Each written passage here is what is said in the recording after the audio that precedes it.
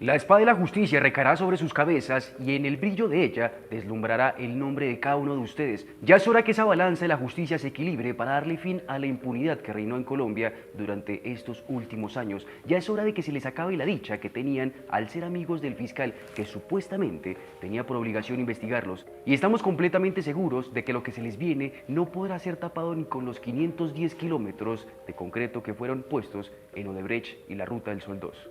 He ordenado a la Cancillería de Colombia utilizar todos los mecanismos de colaboración jurídica con los gobiernos de los Estados Unidos y Brasil para establecer los daños y las reparaciones que la confesión del Grupo Aval genera al Estado colombiano. Los brasileños que incurrieron en delitos en Colombia gozan de total impunidad y Odebrecht no ha pagado un peso de las multas impuestas en Colombia. Los contratos entre Corficolombiana y el Estado colombiano deben ser revisados, comenzando por el contrato de estabilidad jurídica a la luz de la ley colombiana. Le solicito respetuosamente a la Fiscalía reabrir los casos, si es necesario, del proceso Odebrecht-Aval y hallar los destinatarios de los sobornos. Esa dicha que tenían terminará pronto, ya que investigarán cada uno de los pasos que dieron para efectuar este caso de megacorrupción. Y además, no solo se investigarán los contratos, sino también a las personas que están involucradas en estos supuestos sobornos que realizó el Grupo Aval y Corficolombiana.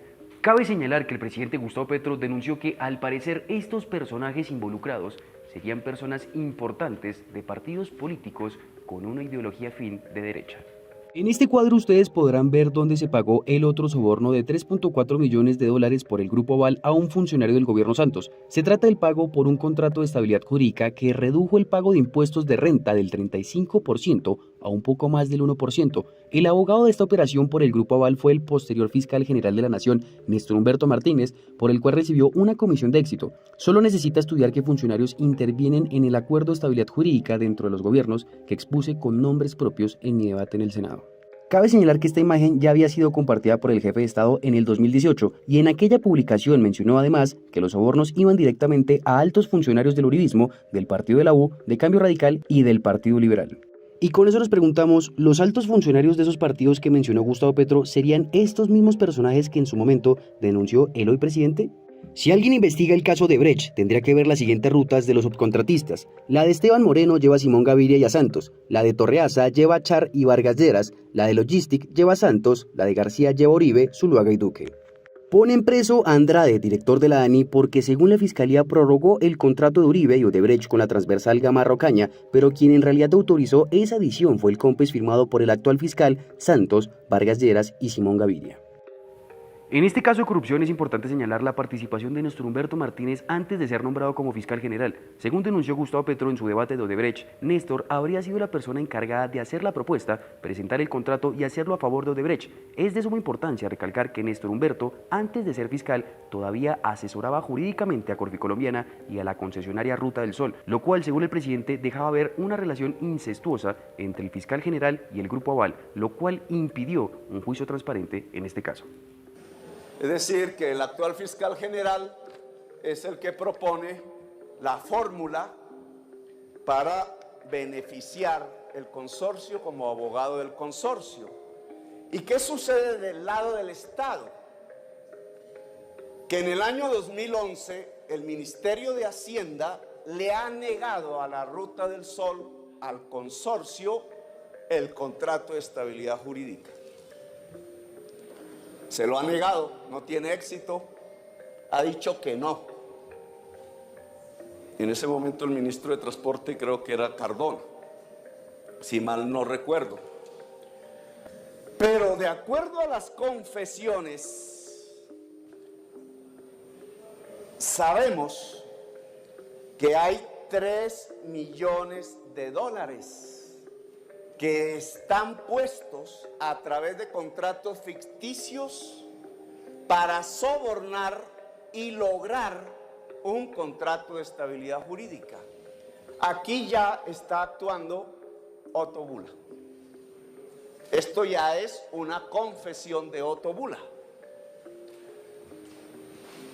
pero no ha sido investigado por la Fiscalía. Y a esto que se refería el presidente Gustavo Petro luego fue comprobado por el testigo estrella en el caso Odebrecht. En la parte final de su intervención, señor Bula, usted hace relación que el señor Jessy Arocha le hizo entrega o le dijo que firmara 4 contratos y que en uno de esos contratos le daba seguridad a usted. Reitéreme cuál es el motivo para que diera seguridad. Porque en ese entonces ya habían escogido al doctor Néstor Humberto Martínez como fiscal general de la Nación. Creo que fue la segunda vez que ya había ido a la... Recuerda que Néstor Humberto fue 2 veces a la Corte Suprema de Justicia. Una vez no votaron, la otra vez votaron. Creo que cuando ya organizamos estos contratos, ya la Corte lo había escogido como fiscal general de la Nación. Pues, y a mí me dio eso como tranquilidad de que lo estaban citando como abogado apoderante de esta empresa en esa estabilidad jurídica. Y él me dijo de que este señor había visto los contratos y cosas que sé que es mentira porque me engañaron, que ya yo me di cuenta que esto es un montaje de esos brasileños para no decirle la verdad al país y para cogerme a mí de conejillo de India en toda esta situación. De la estabilidad jurídica, el nombre de Néstor Humberto Martínez. Me dice, vea, esto no tiene ningún problema legal en Colombia, no va a tener ningún problema, esto es un problema para hacer un cuadre de caja en Brasil. Y tanto es así que mira, que Néstor Humberto está citado en este contrato y conoce estos contratos. Entonces yo tengo 2 motivaciones. Una, la jurídica, pues tenía la tranquilidad que si este señor había dicho que no había ningún problema, pues tenía tranquilidad. Y segunda, que el contrato, que ya se los he probado por los medios magnéticos y todo, de Nadelena, que el negocio era de 1.500 y me lo pusieron en 6.000 millones, pues como un estímulo económico para que yo firmara los contratos. Allí fue que me enteré que el abogado apoderado del consorcio de Odebrecht era Néstor Humberto Martínez. No lo vi fungiendo ni lo vi haciendo lobby sobre esta estabilidad jurídica. Gustavo Petro, en su intervención en el debate de Odebrecht, también habría mencionado cómo fue que se efectuaron estos sobornos y además quiénes serían los personajes involucrados en este caso de megacorrupción. Quien firma el contrato se llama Javier Hernández. Es el viceministro de Hacienda del gobierno Santos en ese momento. Javier Hernández había sido el estructurador del SITP en el gobierno de Samuel Moreno. Yo no quise continuar el contrato de él. Él renunció cuando yo llegué a la alcaldía. Y tiene una amistad estrecha con quien era su responsable en ese momento en la administración Samuel Moreno, que es el señor Luis Alberto Villegas. Se acusa a Luis Alberto Villegas de haber recibido sobornos para la adjudicación del contrato Canoas-Tunjuelo, que es de Odebrecht. Luis Alberto Villegas aparece precisamente en la confesión, llamémoslo así, o en los informes más bien, porque estos eran los informes del controller, ¿me permites? Pisano. El señor Luis Villegas está en la empresa Inversores Profesionales y ha recibido un monto de recursos de aproximadamente 4.000 a 7.000 millones de pesos para sobornar. Hemos detectado que su esposa en esta empresa le entrega recursos a todos los actuales concejales del Centro Democrático en el Consejo de Bogotá, porque ella es militante del Centro Democrático. Villegas era funcionario de Samuel Moreno. Línea de investigación. Javier Hernández trabajaba para Villegas en la Secretaría de Movilidad como estructurador del SITP en Bogotá, y es Javier Hernández el que precisamente firma el contrato de estabilidad jurídica con Odebrecht después que el Ministerio de Hacienda lo había rechazado. Es decir, aquí aparece en la confesión que hay 3 millones de dólares de soborno. El Ministerio de Hacienda había rechazado el contrato de estabilidad jurídica y después revierte la decisión por petición de Néstor Humberto Martínez y le otorgan el contrato de estabilidad jurídica a Odebrecht Sarmiento, es decir, el señor Néstor Humberto se gana 50 millones de pesos adicionales porque tuvo éxito. ¿Qué comité? ¿Quiénes eran los del comité que tomaban esa decisión y que tomaron la decisión en favor de Odebrecht? Miércoles. El ministro de Hacienda, Mauricio Cárdenas, que al parecer delegó en Javier Hernández. El ministro de Comercio, el señor Díaz Granados, o su delegado. El ministro de Transporte, que para la fecha fueron dos. Miguel Peñalosa, que también aparece en la confesión hecha por Otto Bula, como uno de los grandes artífices de la política de lobby y de entrega de sobornos de Odebrecht, y la señora Cecilia Álvarez. Ambos tienen en el proceso de discusión y de reversión de la decisión del Ministerio de Hacienda de negativo en positivo un papel, y el director del Departamento Nacional de Planeación, el señor Mauricio Santamaría Salamanca. Esto no ha sido investigado por la Fiscalía, no quiso, y se entiende. Si es que el que propone la acción pública es el abogado del consorcio, que es el actual fiscal general de la Nación. ¿Cómo va a investigarse a sí mismo con unos sobornos de 3 millones?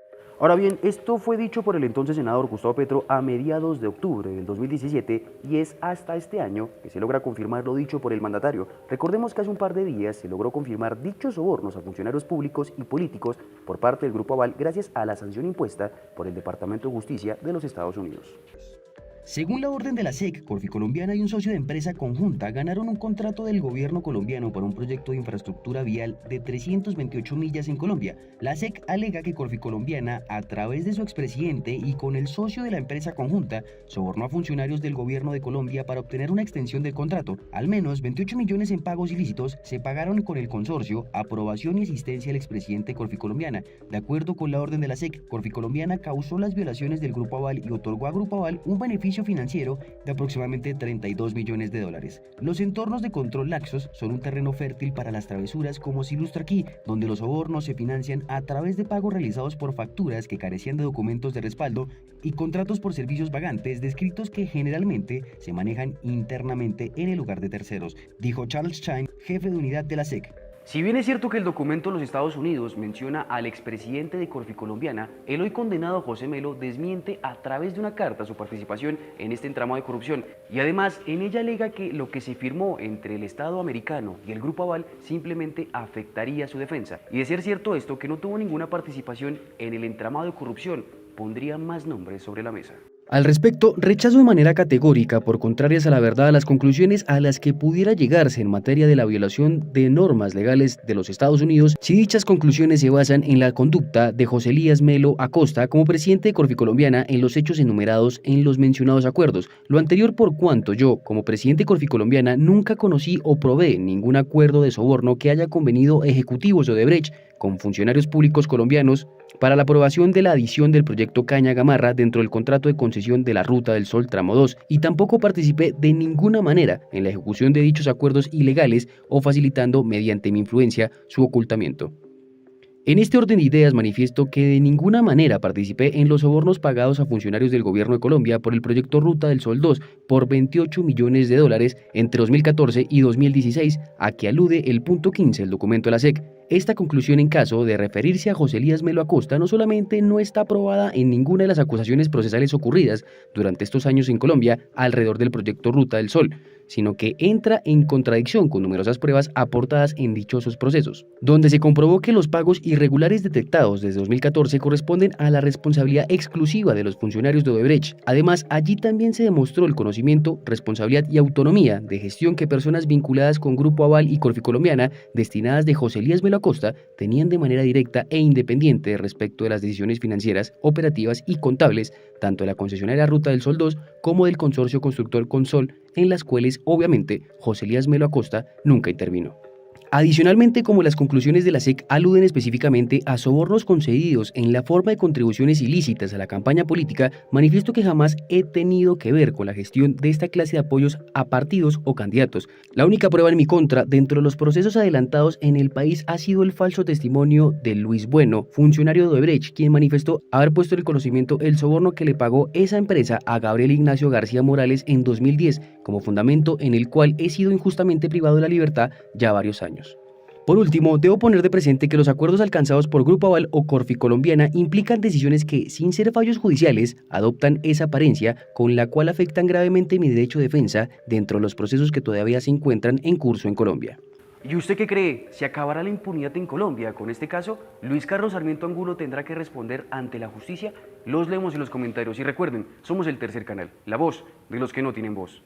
Apoya el trabajo periodístico del Tercer Canal. Ingresa a la app o a www.nequi.com. En la app ve al signo pesos y elige la opción enviar plata o a la opción recargar. Recuerda que en la página web escoges la opción recargar. Llena los datos con el número de cuenta 304-271-5010 y elige la opción Nequi. Continúa los pasos y confirma tu aporte. Y listo, juntos visibilizamos la otra Colombia. Si te gusta nuestro contenido y no quieres perderte nada de la agenda alternativa, suscríbete a nuestro canal y activa la campana de notificaciones.